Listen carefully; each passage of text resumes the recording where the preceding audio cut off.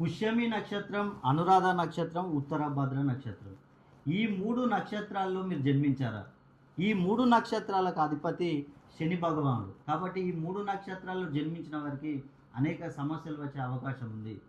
ముఖ్యంగా ఈ 3 నక్షత్రాల్లో జన్మించిన వారు చిన్నప్పటి నుండి చాలా కష్టపడే తత్వం ఉంటుంది వీరికి. అయినా కూడా ఎంత కష్టపడ్డా కూడా దానికి తగ్గ ప్రతిఫలం అనేది ఉండదు. అదేవిధంగా వీరు ఏ పనులు అనుకున్నా కూడా పనులు పెండింగ్లో పడిపోతూ ఉంటాయి, పనులు ఆలస్యం అవుతూ ఉంటాయి.